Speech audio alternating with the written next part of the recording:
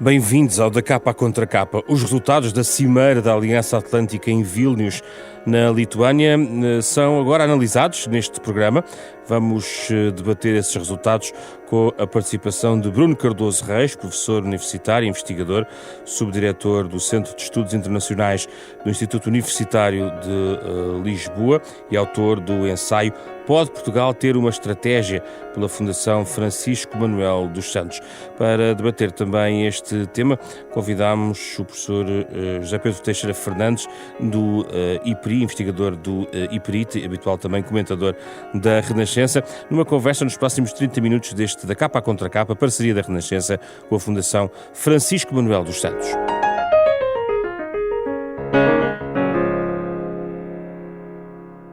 Bem-vindos, muito obrigado pela vossa disponibilidade. Começo por si, Bruno Cardoso Reis.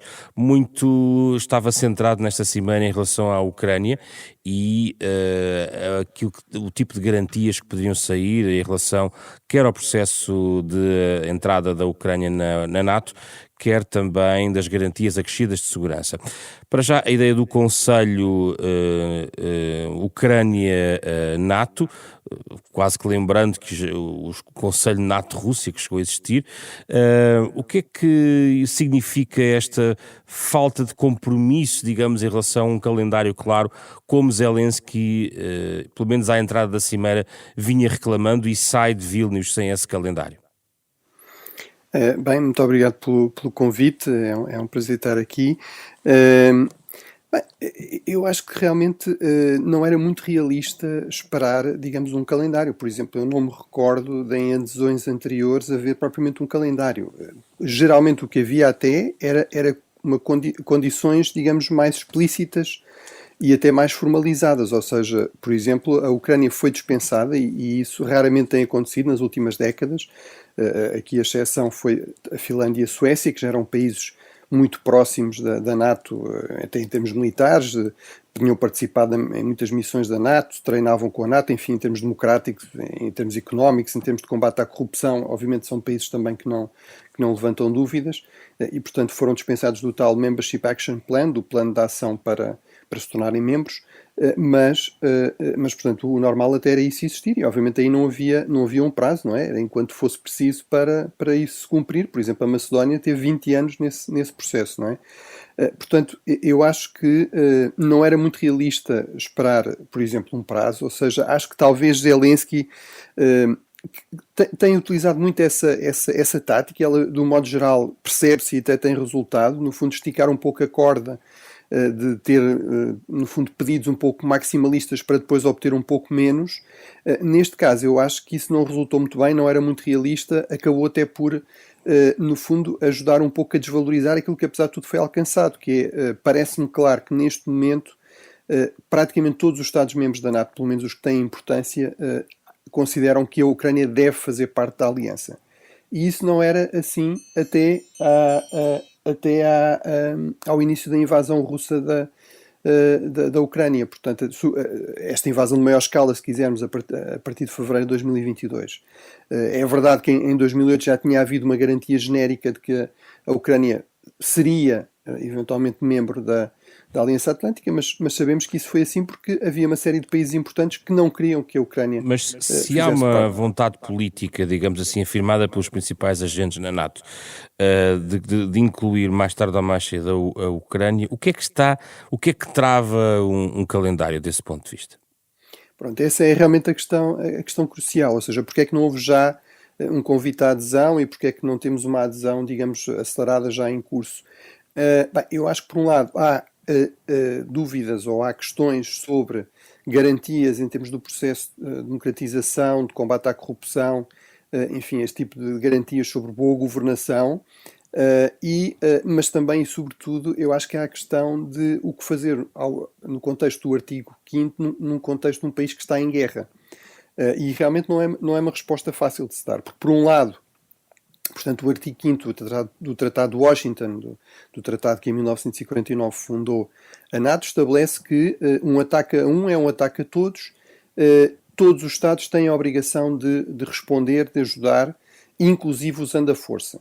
Não é verdade também que seja uma espécie de artigo automático, portanto o artigo 5º tem de ser evocado, aliás só foi evocado uma vez, a seguir ao 11 de setembro, e também não é verdade que a única resposta possível é declarar uma guerra ou uma guerra em grande escala, por exemplo, a seguir ao 11 de setembro também não foi esse o essencial da resposta, portanto será uma resposta adequada às circunstâncias. Mas é verdade que num país que está a combater um invasor, enfim, a expectativa é que haja uma resposta militar forte, no fundo, de ajuda a combater esse invasor. E, portanto, aqui o problema é, se, no fundo, se aceitar a adesão da Ucrânia, mas se não se acionar o artigo 5º, isso não enfraquece o artigo 5º, ou se o acionar do artigo 5º se traduzir só e apenas naquilo que já está a ser feito, que é muito importante, mas que é, no fundo, uma ajuda indireta, uma ajuda em termos de fornecimento de armamento, de apoio financeiro, etc., de treino.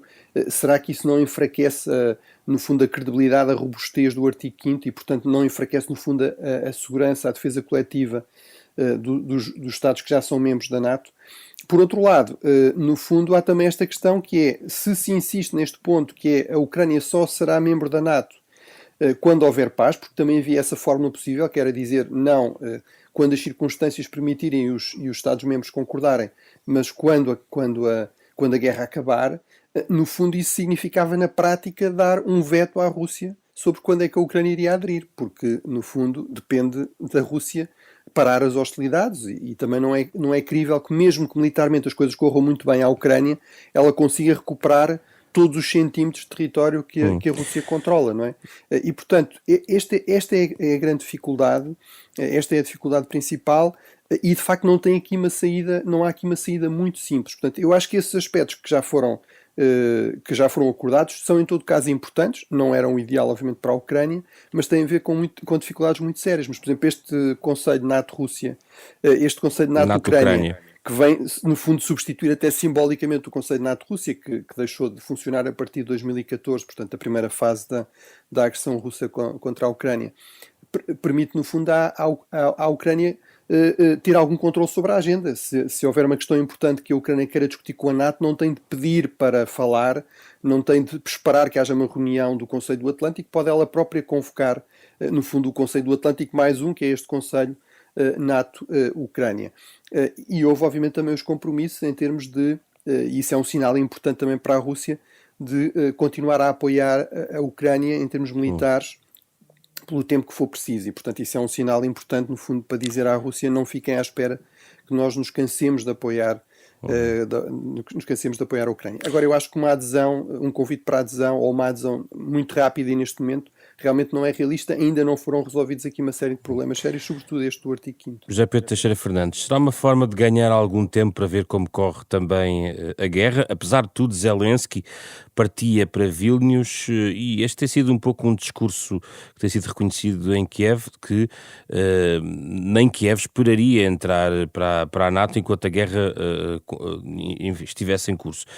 Sendo que, na verdade, a guerra, tal como até os próprios ucranianos a entendem, começou em 2014, não é algo que começou em fevereiro de 2022. Será uma forma de ganhar tempo e manter o status quo, que é este tipo de cooperação militar, disponibilização de material militar, de formação militar, de troca de informações, sem passar pela formalização e deixá-la para o fim do processo negocial? Bom, antes de mais, muito obrigado pelo convite, é um gosto estar aqui no programa. Eu partilho muito do que foi dito anteriormente pelo Bruno e respondendo aqui também à questão que me colocava. Eu até iria um pouco mais longe. Eu penso que a adesão da Ucrânia à NATO é irrealista, ponto final. Não é só irrealista nesta altura, provavelmente vai ser irrealista no futuro. A não ser num cenário, pronto, que não é impossível, mas improvável, de uma vitória completa da Ucrânia, de uma vitória militar completa da Ucrânia, ou seja, de uma recuperação total do seu território, desde o Donbass à Crimeia. Nesse cenário, talvez, de facto, a realidade mostrasse outra coisa e a possibilidade de se avançar mais à frente com o calendário de adesão e a Ucrânia de uma forma ou outra mais rapidamente entrar, sim. Mas se excetuarmos esse cenário, que pelos dados que temos nesta altura me parece bastante improvável ou muito improvável até, embora obviamente sempre sob reserva, nunca saberemos exatamente o futuro, Eu não vejo condições, nem hoje, nem daqui a 6 meses, nem daqui a um ano, para a Ucrânia entrar na NATO. Repare, o ponto crítico de tudo o que aqui foi referido é mesmo o artigo 5 e o artigo 6. Se a Ucrânia quer entrar para a NATO, vamos ser claros, se a Ucrânia quer entrar para a NATO e já tem toda uma ajuda imensa, nunca na história de um conflito militar um Estado foi tanto ajudado como a Ucrânia está a ser. Não é tanto como o Zelensky quer, percebe-se a aflição e a dificuldade do Zelensky, mas ele também tem que ter a noção desta realidade. Portanto, o que a Ucrânia não quer não é isso, porque isso ela já tem. O que a Ucrânia quer é, obviamente, a garantia do artigo 5. E não quer a garantia do artigo 5 no papel. Ela quer uma garantia efetiva, porque senão também não faria sentido estar a entrar. Ou procurar desta forma entrar. Ora, o artigo 5 conjugado com o artigo 6, que depois diz o considera um ataque armado ao território, a NATO tem dito, repare, ela tem dito que vai defender até o último milímetro o seu território. Como é que um Estado que está em guerra, com parte do seu território ocupado, permanentemente a ser bombardeado, pode entrar para a NATO alguma vez se mantiver uma situação de guerra, pelo menos em partes do seu território, com o seu território nessas circunstâncias, sem ser implicitamente um acionar deste mecanismo? Seria a NATO a defender a Crimeia contra a Rússia em cenário hipotético? Repare, isto vamos ser claros, isto é importar uma guerra para o interior da NATO. O que a Ucrânia está a pedir é importar uma guerra para o interior da NATO. E o Ocidente, e em particular Joe Biden, esteve muito bem a dizer que isto não faz sentido. Não faz sentido. Joe Biden acredita que a Ucrânia irá para a NATO. Não diz que não. O Biden diz simpaticamente, e não pode dizer outra coisa, politicamente, para além disso. Mas nós somos aqui analistas, não somos políticos, ok? E temos que perceber que o que se diz politicamente é uma declaração política, não é uma análise, não é jogar com todos os dados e considerar todos os cenários. Julgo que nesta altura nem o Biden acredita nessa possibilidade real. E aliás, tudo parece-me que os Estados Unidos estão a fazer já outros planos e mesmo do lado ocidental parece-me que a mensagem também é muito clara à Ucrânia. Ou de facto há aqui um desempenho militar, e todos desejamos que sim, muito bom da Ucrânia, que consegue expelir as forças russas do seu território. E a Rússia, a gosto ou contra gosto, vai ter que aceitar essa situação militar e política nova. Ou se a Ucrânia não consegue isso, mesmo tendo agora alguns sucessos parciais, vamos entrar nas zonas cinzentas, vamos entrar, num cenário que o mais provável, se for assim, será termos um desfecho algo parecido, só para dar aqui um exemplo histórico, com o que aconteceu na guerra da Coreia, que vai fazer 70 anos o armistício, que na realidade tinha duas partes, um cessar-fogo e um tratado de paz que nunca existiu. E vemos também na Guerra da Coreia que as reivindicações maximalistas, as ideias maximalistas do MacArthur levaram ao impasse, ou seja, levaram à entrada da China, e depois a China, embora imensamente mal preparada militar, com aquela massa humana e equipamento, acabou por desequilibrar o conflito e torná-lo num impasse. A guerra da Ucrânia, neste momento, está com características parecidas. Pode-se alterar, não sabemos, mas a verdade é que o desfecho é altamente incerto e, sobretudo, aquele desfecho claro que tornaria inequívocas as condições do Ocidente, e aí do Ocidente teria condições e até diria obrigação de o fazer pelas promessas feitas. Deixa-me ouvir o Agora, Bruno. A chave é militar. A chave disto está no plano militar. Já vamos a isso. Deixa-me só ouvir aqui o Bruno. O José Pedro Teixeira Fernandes foi ao osso de uma questão de base e eu recoloco ao Bruno esta questão. Mas afinal, qual é o interesse também verdadeiro da NATO em que a Ucrânia entre nesta aliança atlântica? Verdadeiramente, o contexto muda, efetivamente aquilo que aconteceu a partir de fevereiro de 2022 muda muitos contextos políticos, mas como analistas, friamente, para que serve a Ucrânia à NATO e se é do interesse da NATO ter a Ucrânia? Bem, o colapso da resistência ucraniana e uma vitória russa na Ucrânia seria um desastre, não é? Ou seja, seria no fundo, e não é por acaso que nós vemos os países do leste como os mais entusiastas, digamos, da aproximação da Ucrânia à NATO ou de uma adesão, porque realmente isso no fundo seria alimentar o expansionismo agressivo russo, não é? Portanto, e obviamente temos vários países que estão em circunstâncias parecidas à Ucrânia, não só em termos geográficos, de proximidade à Rússia, mas em termos históricos.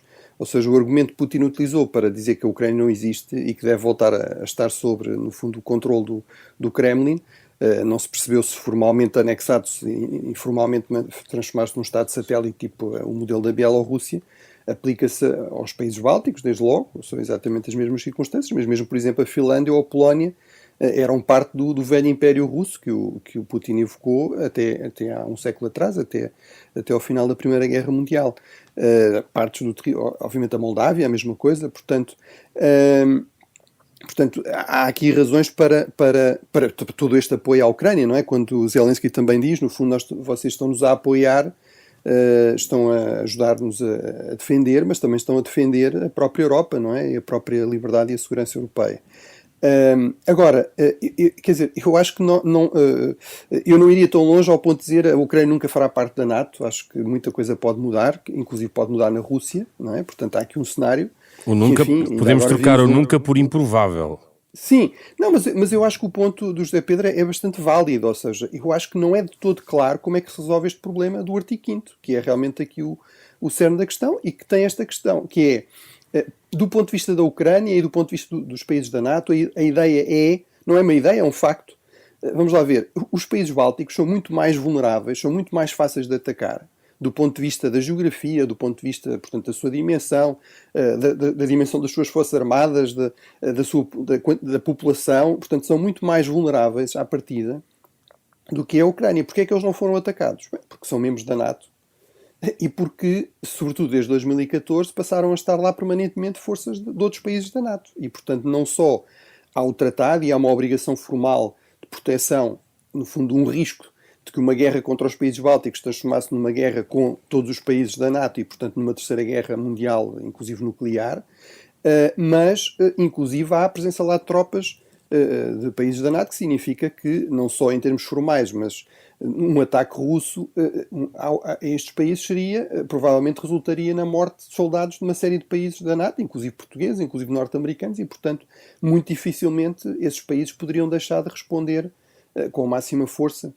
E, portanto, isso obviamente teria muito interesse em termos de garantir que não haveria um renovar da agressão russa no futuro contra a Ucrânia.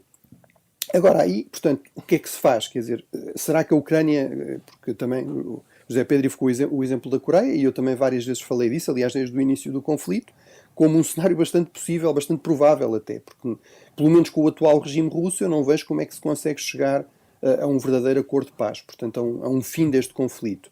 E, portanto, se tivermos um conflito congelado, mesmo que haja ganhos territoriais muito importantes, o que é que acontece a seguir? A Ucrânia pode pedir a adesão ou não? Eu acho que com o conflito ativo, muito dificilmente, com o conflito congelado, talvez possa encontrar uma fórmula, por exemplo, da Ucrânia dizer nós comprometemos a não evocar o artigo 5º para recuperar os territórios que, entretanto, ainda não recuperamos. Mas isso será aceitável? Será aceitável para a NATO? Será aceitável para a Ucrânia? Não sei. Mas, portanto, o cenário o cenário ideal para a Ucrânia seria, digamos, uma mudança de regime na Rússia e que estivesse realmente interessada em pôr fim ao conflito. E se isso acontecesse, então as coisas mudavam. Agora, eu acho que há aqui uma derrota estratégica clara, que é, para Moscovo, várias, mas uma delas que é muito clara, que é Moscou fez começou esta agressão em 2014 e, sobretudo, intensificou, avançou com uma invasão em grande escala em fevereiro de 2022 para garantir que a Ucrânia se afastava do Ocidente definitivamente e voltava a estar sob o controle. E teve o efeito contrário. O efeito do meu ponto de vista, digamos, uma aversão visceral da esmagadora maioria da população ucraniana contra a Rússia, contra o Kremlin, contra Moscou, e, portanto, acho que isso dificilmente vai mudar no curto prazo por muitas voltas que a guerra dê e que a diplomacia dê. José Pedro Teixeira Fernandes, gostava de recolocar uma questão aqui, já estava a tentar enunciá-la, mas detalhá-la um pouco mais. Tem a ver com o plano negocial. E nós sabemos, nesta conversa entre os três, que há muitas coisas que nós, de facto, não sabemos e que, se calhar, até saberemos daqui a alguns anos, em relação a conversas de bastidores e determinados níveis de acordo ou canais de conversação e diplomáticos que podem estar a acontecer no quadro desta guerra na Ucrânia.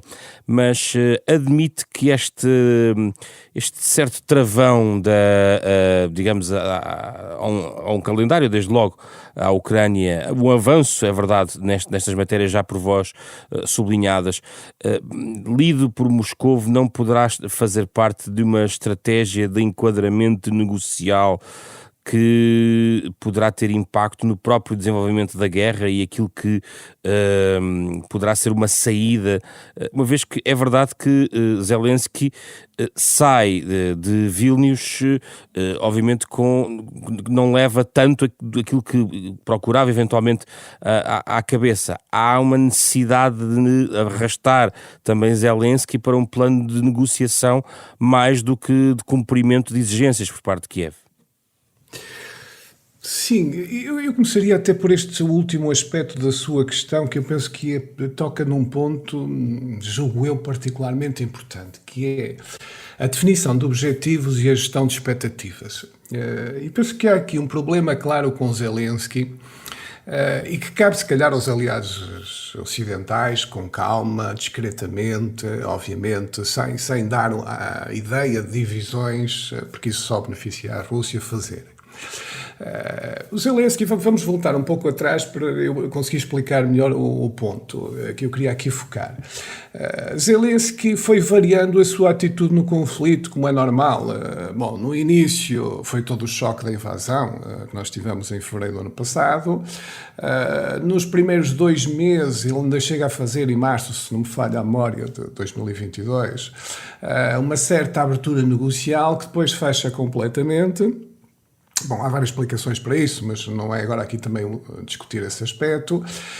E passa gradualmente, sobretudo a partir do sucesso militar que tem no final do verão, início do outono do ano passado, a fechar-se, digamos, num discurso completamente maximalista. Ou seja, ele tem um discurso político interno e externo completamente maximalista, da vitória total, de tirar os russos completamente fora do território, de recuperar a Crimeia e esse tipo de coisas. Ora, eu julgo que o Zelensky, embora perceba, lá está, do ponto de vista humano e do ponto de vista da aflição da Ucrânia, eu percebo perfeitamente o discurso do Zelensky, o que ele tenta fazer.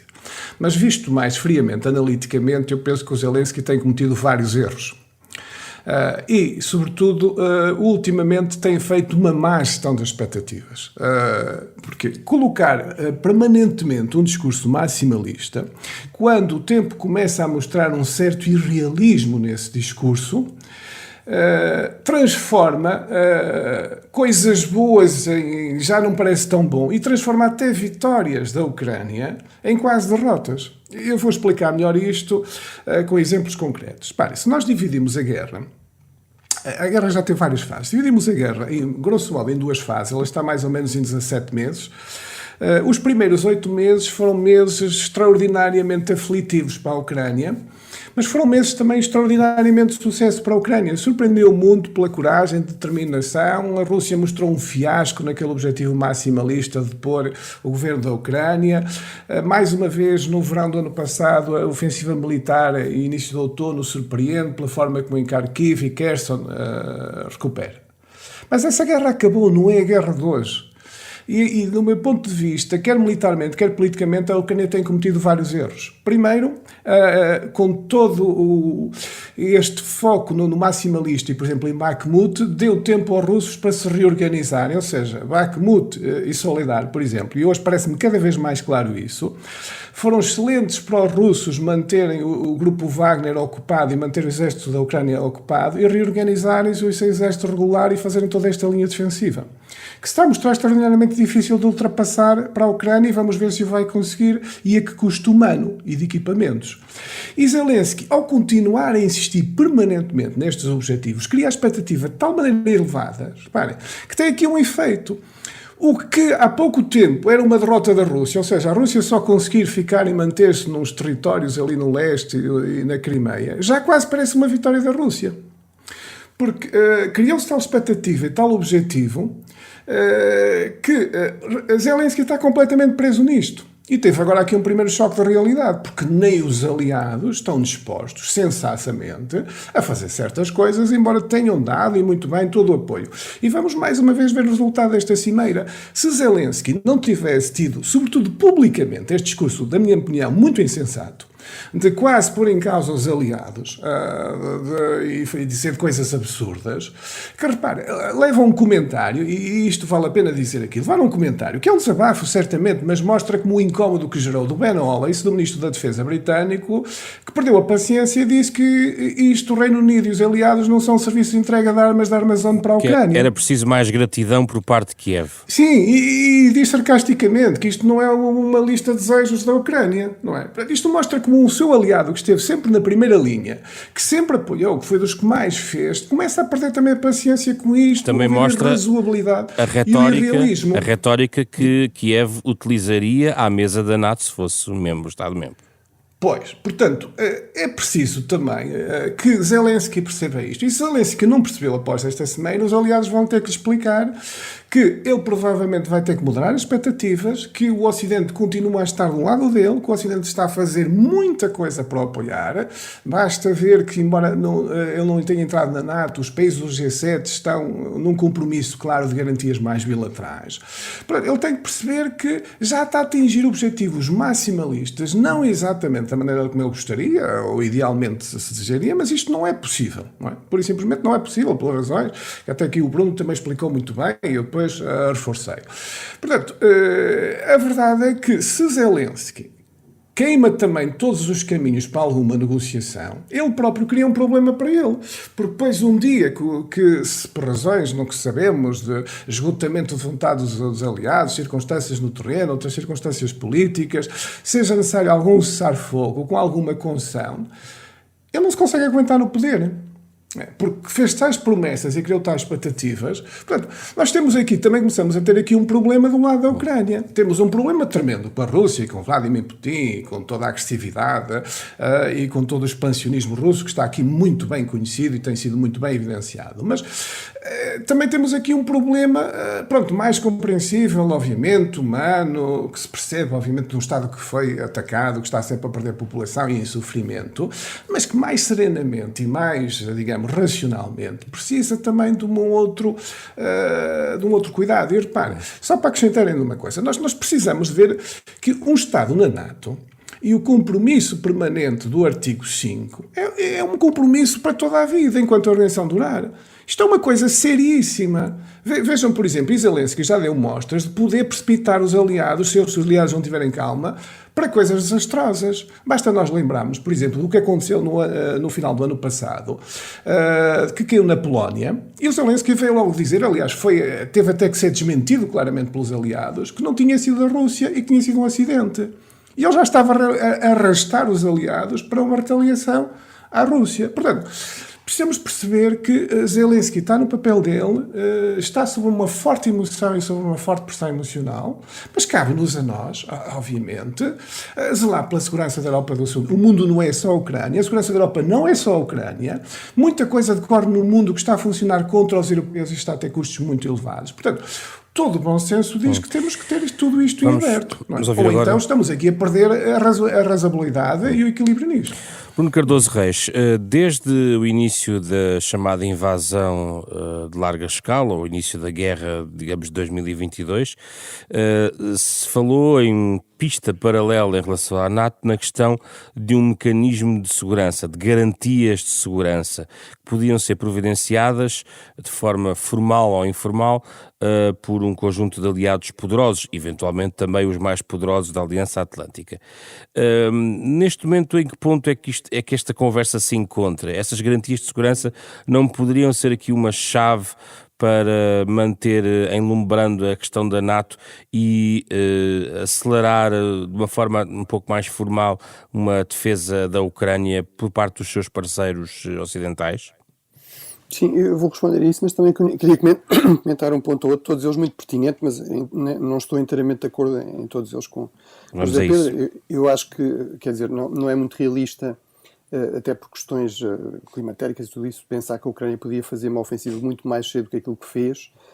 O problema aí é que a Rússia evitou alguns erros crassos que tinha feito anteriormente, por exemplo, na zona de Kharkiv, que era simplesmente não ter linhas defensivas nenhumas, portanto achar que os ucranianos eram tão incompetentes ou que eram incapazes de fazer uma ofensiva, e, portanto tiveram algum tempo, aproveitaram o inverno para no fundo ir fazendo essas linhas defensivas, e portanto isso era algo que dificilmente a Ucrânia podia controlar. Além disso, a Ucrânia precisava de reconstituir reservas, ou seja, tinha tido muitas baixas, portanto precisava treinar tropas frescas para ter reservas ofensivas, e precisava também de as equipar. E é aí que entra esta questão. Eu também sou menos crítico de Zelensky nesse aspecto. Eu acho que ele tem permanentemente de jogar aqui um jogo complicado, que é muito parecido, por exemplo, ao que o Churchill fez durante a Segunda Guerra Mundial, que é, não pode esticar demasiado a corda em relação a um aliado crucial que são os Estados Unidos, tem de mostrar alguma gratidão, ao mesmo tempo tem de manter a pressão. Portanto, fazer este equilíbrio muitas vezes será difícil. Eu acho que algumas vezes Zelensky terá ido um pouco longe demais, mas parece-me que é essa a natureza do jogo, e em muitos casos tem conseguido resultados. Mesmo nesta cimeira, por exemplo, houve uma série de declarações no sentido que afinal os Estados Unidos, por exemplo, também vão fornecer mais armamento de longo alcance, como outros aliados europeus. E eu aí acho que é possível fazer essa crítica, que é, se calhar, os Estados europeus e os Estados Unidos já deviam estar a fazer isso há mais tempo, porque realmente para esta ofensiva era muito importante que a Ucrânia tivesse o máximo dos meios disponíveis. É evidente que os Estados europeus e os Estados Unidos, mas sobretudo os Estados europeus, não podem dar aquilo que não têm, não podem também ficar com as reservas completamente a zero, mas acho que houve aqui algumas linhas vermelhas autoimpostas, por exemplo, sobre armamento mais longo alcance, ou mesmo sobre a questão dos F-16, que é um processo relativamente complicado, mas que eu acho que se complicou mais do que se calhar aquilo que deveria ser, que realmente dificultaram também esses avanços no terreno. E isto é importante para a Ucrânia, mas não é só importante para a Ucrânia. Sobre as garantias de segurança. Sim, sobre as garantias de segurança. Agora, eu acho que aí realmente nós temos uma questão de base que é fundamental, e em que eu estou inteiramente de acordo com o José Pedro, que é esta questão que é: há aqui uma linha vermelha para os países europeus, para os Estados Unidos, que foi deixada clara à Ucrânia, a todos, até antes da invasão, que é a invasão russa levaria a uma reação muito forte dos países ocidentais, desde logo em termos de sanções, levaria a uma reação muito forte em termos de apoio militar numa escala nunca vista à Ucrânia, mas não levaria a uma entrada de tropas ocidentais na guerra, não levaria a um confronto, a um conflito, a uma guerra direta entre os países ocidentais e a Rússia. Diga-se, aliás, há um lado irónico nisto, que é os propagandistas russos e até altos responsáveis russos passam a vida a dizer que estão numa guerra direta com a NATO, não é? A única vez que vieram dizer que afinal não era bem assim foi precisamente naquele incidente na Polónia, onde realmente vieram dizer que aquilo era uma provocação para tentar levar a um conflito direto com a NATO. Portanto, aí digamos, a narrativa já teve de ser desconstruída temporariamente, porque perceberam que havia aí um risco sério. Mas ficou claro, mais uma vez aí, que de facto há essa determinação de evitar, no fundo, um risco de escalada para uma terceira guerra mundial. Portanto, qual é que seria aqui eventualmente a alternativa? Bem, seria um modelo, por exemplo, do género de Israel, ou diria eu, do género de Taiwan, que era, por exemplo, os Estados Unidos passarem a ter na lei, e vários outros países ocidentais, mas aqui, obviamente, digamos, os Estados Unidos são indispensáveis, são essenciais, porque são de longe a maior potência militar a nível global. Sozinhos eles gastam tanto em defesa como as 14 potências seguintes, são responsáveis por 2/3 do investimento em defesa na NATO, e obviamente isso traduz numa capacidade em termos de reservas de guerra que mais nenhum país no mundo tem, e também mais nenhum país na NATO tem. Portanto, aí há esse modelo. Por exemplo, em relação a Taiwan, os Estados Unidos têm na lei que têm a obrigação de fornecer o equipamento militar que a Taiwan precisará para se defender. Isso seria uma possibilidade. Acho que outras coisas, para além disso, declarações, têm sempre grandes limitações. Quer dizer, o Memorando de Budapeste, de 1994, em que no fundo foi o acordo mediante o qual a Ucrânia entregou o armamento nuclear que tinha herdado a União Soviética à Rússia, também tinha uma garantia de segurança das suas fronteiras, da sua integridade territorial. Aí o problema dessas garantias de segurança, por contraste com o artigo 5º, qual é que é? É que são garantias que são dadas. Portanto, é uma oferta que se dá de um país a outro. E, portanto, podem ser retiradas em determinado momento. A grande mais-valia do artigo 5º é que é uma garantia de segurança mútua. Ou seja, todos os Estados têm interesse em fazer a interpretação mais maximalista desse artigo e em realmente corresponder a essas obrigações, porque sabem que também certamente podem precisar, inclusive até os próprios Estados Unidos, que militarmente, digamos, são de facto uma grande potência, mas que sabem que precisam de aliados. E, portanto, isso é que é a grande mais-valia e a grande diferença do artigo 5º, e, portanto, uma garantia de segurança como o artigo 5º não há. Agora, é possível aqui encontrar outras formas. Eu acho que talvez a mais robusta, a mais interessante, seria para já uma coisa parecida àquilo que os Estados Unidos fazem em relação a Taiwan. José Pedro Teixeira Fernandes, que formato de garantias de segurança podem ser aplicados neste contexto, na sua opinião? Não, eu estou fundamentalmente de acordo neste aspecto com tudo o que o Bruno disse. Eu penso que havia, pronto, excetuado o tal futuro otimista que há bocado falávamos, que não podemos descartar completamente, mas que é pelo menos improvável nesta altura, de uma vitória inequívoca militar da Ucrânia, que recupera o território e, portanto, que cria sem grandes ambiguidades condições reais de adesão e sem favor, diria eu, à Ucrânia. Excetuado esse cenário, e aí as coisas obviamente serão diferentes, o mais realista, o mais pragmático e provavelmente o mais sério é exatamente isto, estes exemplos que aqui o Bruno falou, que é: se há Estados no Ocidente que estão envolvidos na questão, e em geral o Ocidente está, Estados poderosos como os Estados Unidos, outros Estados europeus como a Alemanha, a França, etc., nada impede, e pegando no caso dos Estados Unidos, que os Estados Unidos não têm apenas a NATO, têm uma quantidade de tratados e de garantias que dão a outros países do mundo, têm uma rede de alianças a nível global. Portanto, nada impede, e penso que essa via muito mais flexível e adaptada neste contexto deste conflito, ser desenvolvido um conjunto de garantias, o exemplo de Taiwan, o exemplo da Coreia, o exemplo de Israel. Pronto, cada caso é um caso próprio, não estou a dizer que as coisas são exatamente iguais, mas julgo que é por aí. Mas lá está, eu insisto só aqui num ponto, só completando. Eu julgo que se este discurso do Zelensky tem um mérito que o Bruno também disse, e eu concordo, que é, ele pede muito para conseguir menos, mas tem um problema que eu insisto nele, é que o Zelensky começa a acreditar, ou passa a ideia, pelo menos, que consegue tudo. E repara, a atitude, eu insisto, esta altitude que ele teve nesta cimeira da NATO mostra esse problema, porque cria uma expectativa na opinião pública internacional interna. E repare, o resultado deste conflito é simultaneamente um resultado militar, político e na opinião pública. E esta maximização de expectativas que o Zelensky faz, com esta pressão enorme que ele fez para entrar com um cronograma de entrada na NATO, e este tipo de reivindicações, pronto, como eu disse, podemos compreender em muitos aspectos, obviamente, pela aflição que está a passar e por tudo o que a Ucrânia necessita, mas acabam por ter um efeito perverso de não só, criar até aqui algum ruído e alguma ideia de divisão, como de pequenos sucessos militares, vamos chamar assim, da Rússia, que noutro contexto e com outro discurso seriam até uma derrota clara da Rússia, passam a surgir quase como uma vitória da Rússia, porque a Ucrânia não consegue um objetivo maximalista. Ora, isto complica a gestão do conflito, complica a solução política, e penso que o Zelensky precisa de pragmatismo nesta altura. E cabe, se calhar, aos aliados. Ele, está envolvido, é de facto difícil.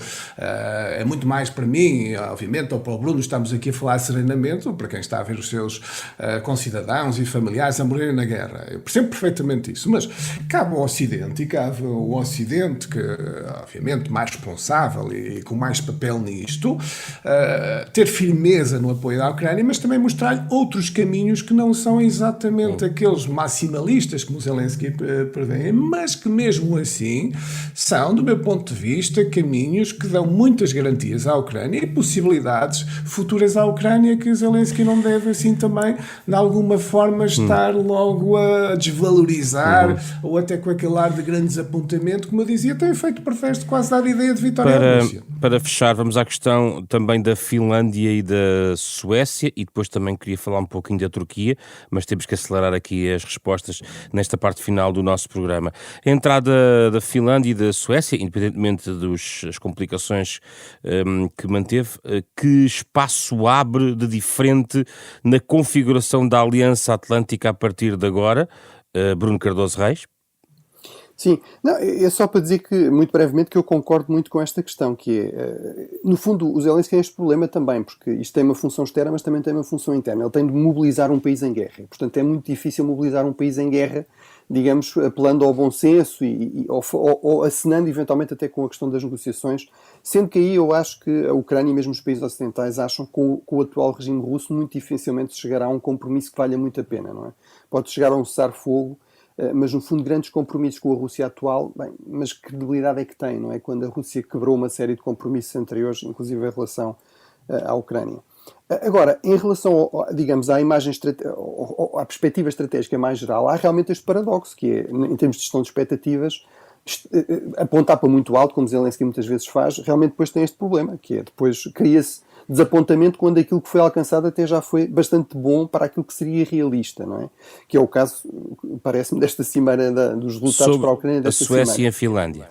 Sobre a Suécia e a Finlândia, bem, são grandes derrotas estratégicas da Rússia, quer dizer, a Rússia tem há séculos, pelo menos desde o tempo do Pedro Grande, se não mesmo do Ivan o Terrível, como grande prioridade, no fundo, a questão dos mares quentes, não é? A Rússia tem uma geoestratégia terrível, não é? Portanto, tem uma costa enorme, mas toda voltada para o lado errado, toda voltada para o Ártico, e mesmo com o aquecimento global, esses mares continuam a ser extremamente incertos, de navegação difícil, afastados, digamos, dos principais polos, digamos, populacionais e económicos, quer da Rússia, quer do resto do mundo, e, portanto, a prioridade foi o Báltico, o Mar Negro, como as saídas da Rússia Europeia para o resto do mundo.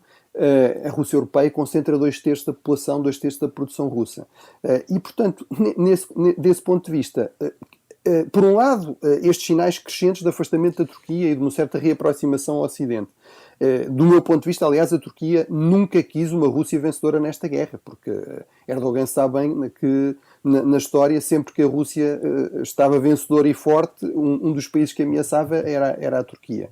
Portanto, no Mar Negro também há alguns problemas para a Rússia, mas sobretudo no Mar Báltico, basicamente, basta olhar para o mapa, transformou-se num lago da NATO. Portanto, há duas pequenas zonas costeiras, basicamente São Petersburgo e depois aquele enclave de Kaliningrado, continuam nas mãos da Rússia, o resto são tudo países da NATO, e obviamente a Finlândia e a Suécia são países muito ricos, são países com grande capacidade de investimento na defesa, que se tem manifestado nos últimos anos, os dois ultrapassam os 2%, com exércitos muito bem equipados, muito bem treinados. No caso da Suécia, mesmo da Finlândia, mas sobretudo da Suécia, uma indústria de defesa bastante importante, e, portanto, objetivamente vão reforçar muito aqui a NATO e vão enfraquecer muito a posição da Rússia no Báltico. Para complementar então, Bruno, também gostava de ouvir sobre a questão da Turquia, um parceiro delicado na Aliança Atlântica, sempre é um parceiro muito específico, quer em termos geográficos, quer em tudo aquilo que rodeia também a sua história, a sua configuração e idiosincrasia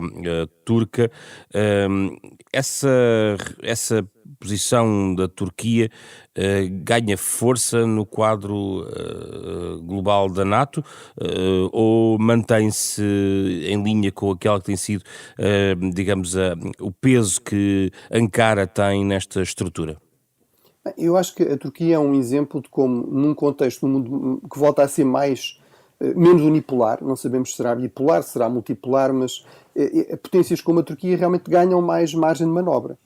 E, portanto, Erdogan tem a personalidade também para tirar o máximo partido disso. Portanto, não me parece que ele se vá tornar um aliado fácil. A Turquia é um aliado difícil, mas ao mesmo tempo é um aliado bastante valioso e até em certos aspectos indispensável, não é? Portanto, é ou a ponte ou a barreira entre o Médio Oriente, o Cáucaso, o Mar Negro e depois o Mediterrâneo, o resto da Europa.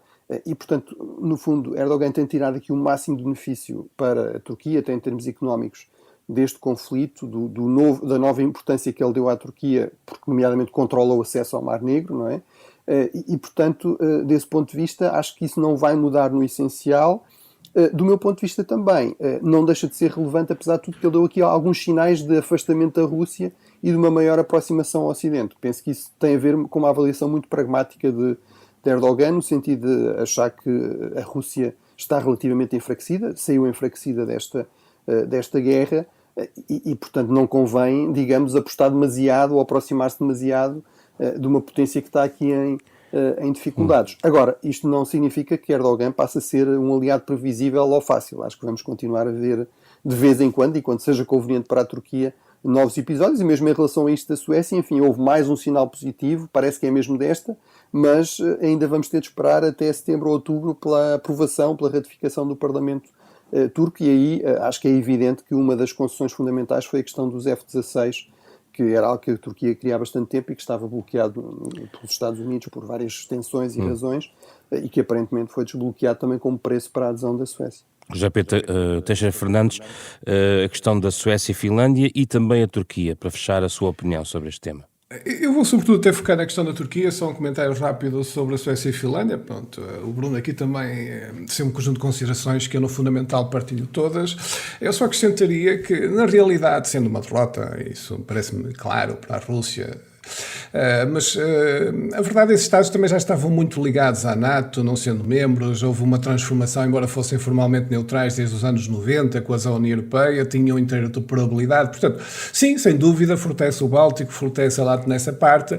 Não traz uma alteração assim também tão grande quanto isso, mas obviamente que é uma derrota para a Rússia, sobretudo por tudo o que a Rússia disse, não é?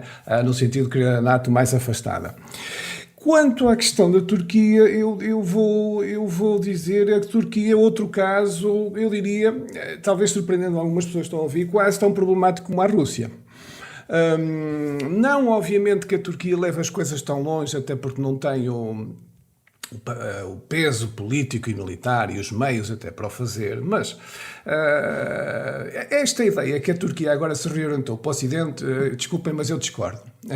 Isto é apenas um momento. A Turquia continua exatamente na mesma estratégia. O Erdogan continua a ser exatamente o mesmo. O que a Turquia faz é numa estratégia de maximizar ganhos entre a Rússia e os aliados ocidentais. Neste momento, a altura é de maximizar ganhos dos aliados ocidentais, mas não mudou nada na sua estratégia. Ou seja, e vamos ser claros, a Turquia atropela as regras e é premiada. E isto é um problema, ou devia ser um problema para o Ocidente. Vamos ver a forma de... Vamos cruzar isto com a questão da adesão da Suécia. Anda um ano, ainda não acabou, não é? Vamos ver agora ainda quanto tempo vai demorar a ratificação do Parlamento, que ocorrerá, estou convencido, mas vamos ver ainda quanto tempo vai demorar propositadamente para obter mais vantagens. Mas reparem, a Turquia conseguiu impor, vamos ser claros, impor à Suécia uma modificação na Constituição, impor à Suécia mandar para o caixote do lixo uma política externa que era vista como única, até do único Estado que tinha uma política externa feminista, considerado um padrão de direitos humanos e exemplar no recolhimento dos refugiados. Ou seja, fez reverter os mecanismos de Estado de Direito e de liberdades no Ocidente e num dos Estados mais significativos no Ocidente. Conseguiu uma compensação, por muito que o Joe Biden não diga, mas o Bruno aqui referiu, uma compensação que é uma pura troca oportunística de vamos agora esquecer aquela história dos S-400 que compramos à Rússia e vão-nos dar aqui material de última geração em F-16, coisa que já estava prometida antes da Cimeira. E o Erdogan sabia. E agora vem aqui o terceiro sinal que eu acho muito preocupante e que foi o início do episódio e não do fim. A Turquia, o Erdogan, não satisfeito com isso, ainda vem dizer, não, agora nós também queremos a adesão à União Europeia. Claro que Erdogan não quer qualquer adesão à União Europeia, nunca quis. Aliás, isto era uma história, se tivéssemos tempo aqui para discutir. Já não vamos ter tempo para isso.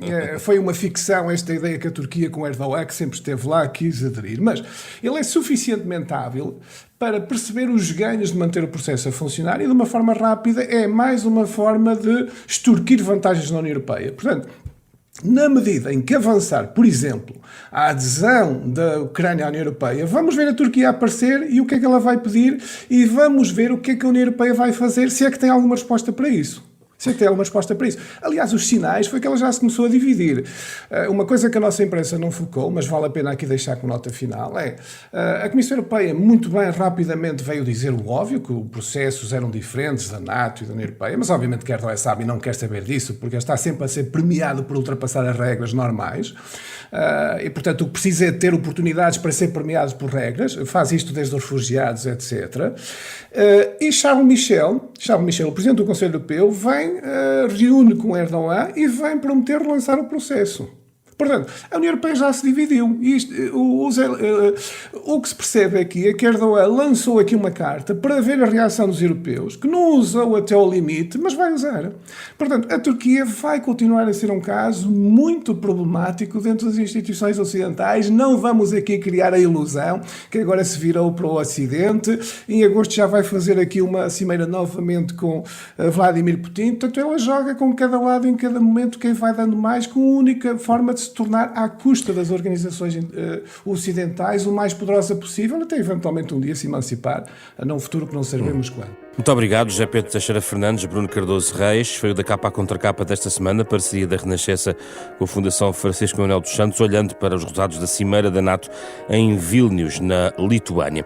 Um programa com o genérico original de Mário Lajinha, disponível na íntegra, no podcast, nas plataformas digitais. Um programa esta semana com Rui Glória, André Peralta, Ana Marta Domingues e José Pedro Frazão.